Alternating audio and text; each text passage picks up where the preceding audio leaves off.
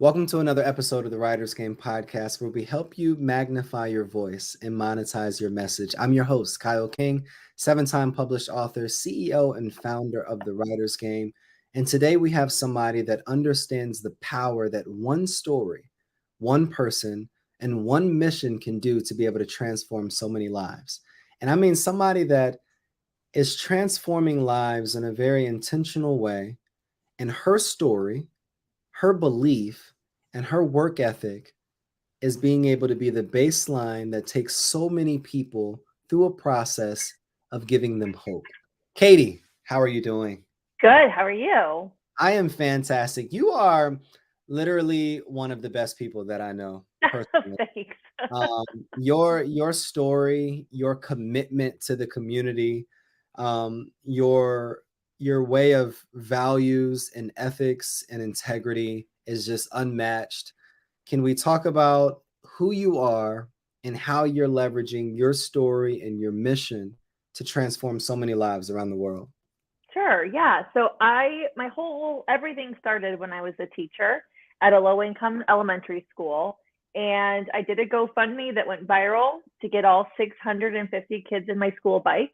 And that led me to leave teaching, where I knew in my gut that wasn't it for me. I felt like I wasn't changing lives at the guided reading table. It was on the playground when kids would choose not to play, but instead hang out with me and talk and be silly and be able, because in the classroom, there's no extra moments for that. It's not like, we remember as we were kids or you see in the movies. It's like the pressure on teachers these days are unbelievable with every second. Like, this is not enough moments. And so you don't have that chance to be silly really and have conversations outside of what the curriculum is. So on the playground, kids were wanting to they were excited I wanted to get to know them, because unfortunately a lot of these kids don't have adults that want to talk to them and get to know them in their lives. And so I left teaching and I started my nonprofit, and that has led me to start many other companies that have kind of stemmed out of talents and things I've realized I'm good at and I enjoy from that, and which led me to you to help me be my business coach, help me write my book. So it's just everything has stemmed from the previous. When you think about the story that we both know, but I'd be interested in hearing it again live.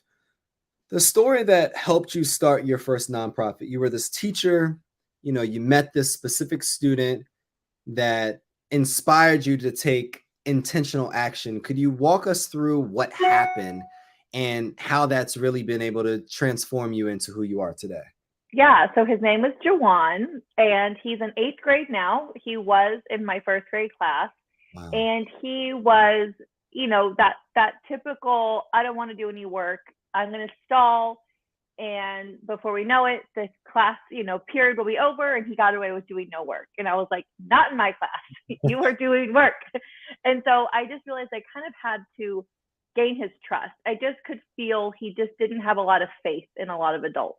And so I started taking him out on weekends and after school and just wanted to give him some experiences I just knew he wasn't getting, to say like, hey, look at all this cool stuff that's out here in the world that you can do when you grow up, but you have to get through school first. If you can't get through first grade, how are you going to get to, do all these cool things? So, we went to the guitar center where he played instruments and went and saw plays, and would go to the fire truck museum and real restaurants where you have to sit and look a waiter in the eye. And I would make him reorder, like, no, do it again, louder, and look them in the face and you'd say it. And like, make him like learn those traits. And even now when we go out to meals, and they'll put down like his food and they'll walk away and like, you really need to make sure you say thank you when someone gives you something. Imagine if you were the waiter and you brought someone food and they just didn't acknowledge it. And he's like, oh, okay. And so then I explained like why we say thank you. And so then later when the waiter came, I heard him intensely like, thank you so much. I was like, ah, yes, that's the point of all this stuff. So when he was in my first grade class on his birthday, he had asked me for a bike. And because I had taken him out to do some fun activities and to pick out his own birthday gift. And I was thinking more like a $20 birthday gift from Walmart. And I was like, oh gosh, I cannot afford this bike. But it just got me thinking, I was so aware of the shoes and the socks and the beds and these things these kids don't have. But I didn't think about the things that this memory, we all kind of take for granted of joy as a child. And so I thought, well, maybe it's just him. And I started asking other kids in my class, and the consensus was no, they don't have bikes. Their older siblings didn't really have bikes. If they did, they were hand-me-downs, they were rusty. So a friend had suggested I do a GoFundMe to get Jawan a bike. And I said, well, if I do a GoFundMe, just one person will fund that within minutes of me posting it. What more can I do if I do a GoFundMe? And so that's when I thought, well, how could I leave these other kids out in my class? And what about the other first grade class? And what about my kids who are now in second grade I had last year? So on. How is 95% of the kids at the school live at or below the poverty line? How could I leave any of them out? So I thought, I'm just going to do a GoFundMe. I have no game plan. I'm just going to keep raising money until I do it, and just did it in my pajamas, watching Friends on the couch the day after Labor Day in 2016. I hit launch, and it went truly, truly viral. Wow. So you mean to tell me that one student that was in your class that you took a specific intentional effort in enhancing his life outside the classroom asked for a birthday gift? You recognize that you were a teacher at the time, so you didn't have the funds, but instead of just operating in lack, you wanted to create an opportunity for so many other children to be able to have access to not just bikes, but the memories that comes with accessing a bike. And then you just took immediate action, no plan, took that risk in your pajamas watching Friends. And it's something that years later, you've been able to help how many students? Over 3,200. 3,200 people. And we give not only bikes, but locks, helmets, and bike pumps as well. Wow. That is truly transformational. Thank and I'm you. sure you hear this all the time. What is your advice to someone that wants to do more? They want to serve, they have an idea, but they're stuck in this mindset of maybe I'm not good enough. Maybe it's not the right time. I don't have enough resources. I don't have a plan. What would you say to that person? The number one thing is to surround yourself with people that are experts in the things that you're not an expert in. So if you want, don't just have your mom and your brother and your spouse be on your board, because that's not a professional board. You need to have, get a lawyer to be on your board, find a marketing person on your board, get these people who are a finance person, people that can help lift you up in the areas that you are not, we're not all, talented in every single area of life. We all know what our talents are. By, this age, this time in our life, we usually can identify what we're good at. So find those people that can lift you up in the areas where you need to be lifted up in. Get the people that have big networks or that are the connections to the big companies with the big money, and get those people to surround you who believe in your mission. The other thing I would say is you need to be able to connect with people in a truly genuine way in order for them to buy in, to be invested emotionally in what you're doing. Because if people don't feel an emotional connection, then they're not going to be invested. And it could be something, even with products, you see a candle, let's say, you don't have an emotional connection to it, but you have some sort of like desire, connection. I want that. So you picture yourself immediately on the couch, that lit on the coffee table, and you can smell it. Like you feel immediately invested in wanting that in your life. It's the same thing with nonprofits. People need to feel emotionally invested, picture themselves being part of it, the impact they can have. And not everyone's going to be a leader, and that's fine, but give people the path to help, and you'll be shocked how many people will jump on board. They just don't want to start the thing, but get them to be invested in your thing, and they will want to come and help because maybe they like you as a person and they just want to support you. Or they don't know you at all, but they did not grow up with a bike, and they're like, wow, I knew I was that percentage of kids out there that didn't have one. And it was awful. Like I hated watching all the other kids play and I didn't have one. Now they want to help. Or, oh, my whole childhood was my bike. I can't imagine a life without a bike. I didn't even think about that. Yes, I want to help, but they want to hear your story about why you started this. If someone starts a nonprofit for homeless or for cancer or, whatever it is, there's usually, you don't just randomly pick a charity. You have a reason you picked that charity. And so there's usually an emotional story that you can tell that's going to connect the public to feel your emotions and why you started this and want to be part of it. Wow. Katie, you've been able to accomplish so much, not just in the nonprofit era or industry, but you've built two additional organizations that are helping people create nonprofits, as well as a social media company that is helping people, in my opinion, amplify their voices and their messages in an intentional way. What is your overall hope for humanity with all of the different things that you're working on today? I just want people, I always say, find something that you're passionate about and give back. It doesn't have to be my nonprofit. There's enough money out there to go around. There's enough, we're never going to run out of people to help. We're never going to run out of money. Like you don't just find something that you care about that means something to you and give back to it. We don't need to compete here. Like, we're all trying to make a difference in the community. And I have friends, that are really passionate about, let's say, blood cancer because someone in their family died from it. Great. I'm going to come support LLS, the Leukemia Lymphoma Association, because that's what your mission to help is. Like, let's just all help each other. Don't, be competitive about it. But I feel like everyone should find something. Like, we've been privileged enough to live the lives that we're leading, and not everyone has that. So give back, pick, once a quarter, and it doesn't have to be monetarily. Give your time, give your connections, do something to help these people who've dedicated their lives to making other people's lives better. When you think about the life that you've been able to lead in the, last decade of everything that you've been able to learn in nonprofit, entrepreneurship, education, all these different realms, what has this season taught you the most about perseverance, resiliency, and the importance of not giving up? Yeah, there's time, just like with anything in life, there's highs and lows. And there's been times that felt like the world was against going places and wanted us to fail. I mean, just knows, things that we thought were going to happen were taken away, or, just didn't follow through, or people swore they were going to connect me to this person who's going to change our life, and that didn't happen, just all in a row. But life is like that. And so you have to remember, you don't give up in those other areas of your life. So why would you give up with the nonprofit? You have to keep pushing, because like I said before, there's enough people out there. There's enough money. There's enough people that want to help. Just keep pushing and don't give up, because, right around every, low season in life, there's a bunch of highs, and you have to remember, in the highs, the lows are going to come. Exactly. Remember what the highs are just, and when you're in the lows, remember those highs are right around the corner.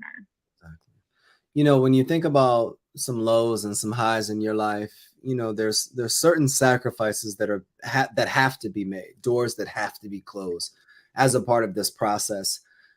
What are some doors that people can prepare to, through this process of evolution and empowerment and success? In the beginning stages, this for me was my full-time job. After I left teaching, I was building this. I had to, what I promised the community had to happen. And if I didn't do it, there was no one to look at but me to be like, you promised this, how could you not deliver? So there's a lot of weekends and, Sunday fun days. I'm at home and it's so nice out and everyone's, out, and I'm, just thinking this is not forever, but if I want to build this to be what I want it to be, I have to sacrifice, late nights, 7 days a week. And I did that for many years, really. And, you don't start a nonprofit to become rich. It is the business, which is something people forget. It's just the model is different. We still pay taxes. People don't realize that. I do get paid a salary from the nonprofit. I get a W-2. Your board is technically your boss. But again, you can only keep 20 to 30% overhead of what you're bringing in, for overhead of what you're bringing in. So think about that. We're not Red Cross. We're not, I doubt the founder of Red Cross is living in poverty, but that's a multi-million dollar organization. So, it's sacrificing a corporate job where you could be making six figures easily by the time you're 30 versus, a nonprofit where you're getting paid. You're lucky if you're getting paid what you made as a teacher, which we all know is not a lot. So it was a lot of that sacrifice, but it does pay off because you just have to be persistent. If you don't if something's not working, you got to find a way to make it work. So networking, social media, those are probably the top two things you have to consistently do in order to get this to build. You have to earn people's trust, and those are keep showing up, keep showing what you have going on are the two ways that people are going to earn your trust. As you focus on this journey of becoming, there's a certain level of responsibilities. There's a certain level of actions, behaviors, but there's a certain level of pressure as well that comes on the journey as we pursue purpose. What is a story where you had to deal with an immense amount of pressure? How did you handle it? And what did that teach you about yourself? So there's, nothing's ever smooth. Oh, are you still there? I'm here, Katie. Oh, I lost your face. Nothing's ever always, smooth sailing. There's always going to be bumps in the road. And there was a major, so right before a bike reveal, the week before it, we had national media flying in. We had the local mayor, the local media, hundreds of volunteers, a 3-day bike build, all this stuff coming up. And our bikes were massively delayed and we're not going to make it in time. And I had to reschedule everything last minute. And we use tent bicycles now. At this time, we did not use them. We used a local company, and they were not used to this type of pressure at this level. It was like 500 bikes or more, and they lost it with like how to handle it, and were very, very upset with me, even though it was not my fault the bikes were delayed, but just with the pressure of like having to reschedule everything and have to fit in, building all these bikes in 3 days. They were used like a month to build them. And there was just a lot of, how I handle this is going to affect a lot of things. And so I had 2 interns with me, and I remember being like, just listen to how they're handling it and listen to how I'm handling it. And then we're going to talk about it. I put this phone on speaker, and after every conversation, I would debrief with the interns. And I was like, did you see how I diffused the situation by saying this and this, even though I wanted to say this? And like, I use it as like a piece of learning for myself and for them, of just staying calm, looking at like, this is what the situation is. How can we check, we have to we have to do something. We can't just not do anything. And it was just looking back on that, and all the times with people who aren't professionally handling situations because they are upset or whatever it is, just learning to have a plan B, making sure we book enough time between this and that, when the bikes arrive and we have to build them, and coming in with how I know my response will be when someone is upset with something, because I'm never going to lash back out at them, because I don't want them to walk away and say, can you believe Katie said this and acted like this? They're obviously not going to say how they acted, but I don't want anyone to say anything bad about me. And so just making sure I'm always prepared for a lash out, and just knowing I'm going to stay calm and collected and make sure my reputation always stays intact. And so that situation was a major, major learning point for me, with having a plan B, scheduling more time, and being prepared for people who can't keep their cool. It's interesting that you say all that, because I think that The journey of becoming changes you as a part of the process. And you have to learn how to navigate with different challenges, different people, different associations, different organizations. And in this time, sometimes we lose senses of who we are at the core to appease or to fit in with other people. Can you talk about the importance of staying true to your core beliefs and your core values and who you are as a person so that you don't end up becoming something to accomplish something and end up losing yourself in the process? Right. Yeah. It's always really important that like I said a minute ago, that I don't want anyone to know that they've burned a bridge with me, because I don't want them to then go talk negatively about me. I can internally within our team, talk about like, oh, can you believe that? Oh, and that's when you can go crazy because, you're all, it's a internal reaction, but externally, you always want to lead with professionalism, being very careful of what you post on social media, always keeping, you are your brand. When you have a nonprofit, even though, you may try to mentally separate the two, you are your brand. When you own a company, you are your brand. So what you do personally is going to reflect on your company and your company's values. And so it's important that you always maintain your values as a company, that personally, and what you put out there needs to stay in line with that. A lot of all of my friends have changed since I've started the nonprofit. They're all of them are entrepreneurs, people I've met at networking events, people that have volunteered with going places, that through that I've become friends with them.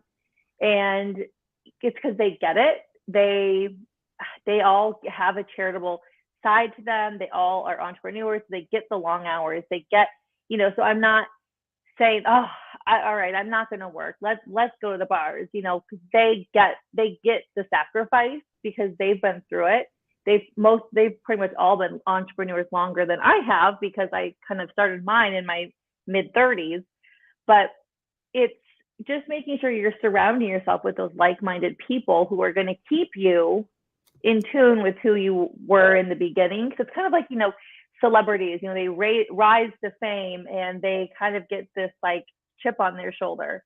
You don't want to get that way. You want to make sure you always so keeping that and initiative, that your original circle around you, including them in your celebrations, not acting like you're too good for them, but keeping them close to you, I think is important. When you think about the things that you've celebrated or should be celebrated that you didn't get a chance to celebrate because you've been so focused on the weeds of building and you haven't had a chance to really sit and celebrate your own efforts. What are those things and why is it important for somebody to continuously celebrate, their accomplishments, the things that they've done and acknowledge how far they've gone? I'm actually really good at celebrating. So I think it's important, I mean, when we get a big donor or a big, a big donation comes through, or, we finish a bike reveal. I don't care how tired we are. We have a tradition where my friends and I and my parents, we go out that night of the bike reveal and we celebrate. And sometimes it's one person that comes with me. Sometimes it's 8. It's different every year, but I stick to that tradition because I think it's important. And I deserve it. Like, I worked really hard. I want to go celebrate the efforts, and it's about not just me. It's about, look what we just did for the community. Like, let's go celebrate that we did this together. It wasn't just, yes, I worked really hard all year, but I could never do any of this alone, ever. If everyone stopped helping me, going places would fail. I physically cannot build and load, 500 bikes myself, let alone in 3 days. I physically, I need the connections and the people that are going to give us the money. I can't just produce that money. Like, I have to have these people in my life and so it's a collective, let's go celebrate what we've been able to do. It's interesting that you say that because for me, I'm the complete opposite. Yeah. I'm so focused on the work, the work, the work, and it's not time yet to celebrate. It's not time yet to celebrate that it sometimes has threatened the experience of what you're building because you haven't had a chance to really just sit and reflect on how far you've come. So I definitely believe that I'm going to start inserting that into my own experience and our team experience and just the life experience and understanding that you may not be where you want to be, but you can also celebrate how far you've come. Yeah. Katie, Open up a bottle of champagne. You just got to have a drink, and cheers. It can be something as simple as that, even in your living room. But you should always take a moment to be like, we did this. And with all my businesses, it's important. I teach at the College of Charleston. When I didn't even apply to work there, they came to me and asked if I would teach a social media class. I celebrated. I was like, this is a huge accomplishment. This is a major accredited university that seeked me out, and I am proud of myself. So you better believe I'm going to celebrate with a glass of champagne. of course. Not. I'm definitely gonna implement that, Katie. Definitely. And the next time that I do, I'm gonna text you and be like, I finally celebrated something. I want a picture of it for proof. Yes, I got. Katie, if you have so many nuggets and gems, and I'm just so appreciative of the time that we've been able to share today. And anybody watching, I definitely want you to donate to Going Places. It's an amazing organization. I want you to follow Katie on all social media platforms and support her in even her existing projects or her future projects. Katie, if you had 60 seconds to share a message with the world that would expand to every ear, what would you say? That would what every year? That would expand to every ear in the Oh, world. every year. Well, It's just, I think it's reiterating what I said earlier. Find something that you are passionate about and give your time if you can't give your money to it. Like I said, it doesn't have to be what I'm doing, but find something that matters to you. Maybe it's battered women, maybe it's homeless shelters, maybe it's cancer, animals. Find something that you care about and give back, because we are so blessed and lucky to be where we are. And it's, you know there's people have dedicated their lives to trying to help others. Like I had said, I can't do this by myself, and neither can they. So I'm like getting emotional talking about it, but because it's just, I know how tough it is.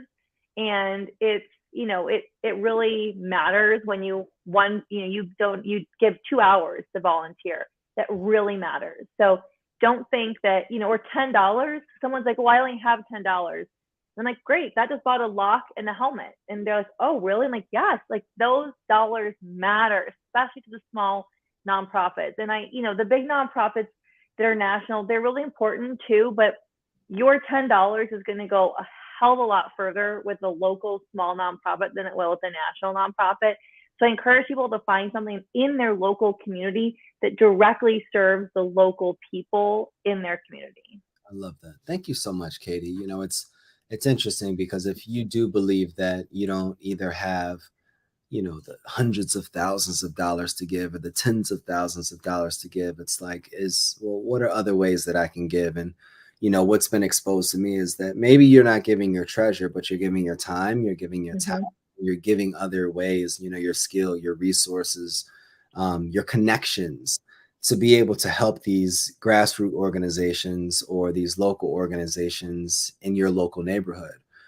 Katie, where can we find you online and how can we support you?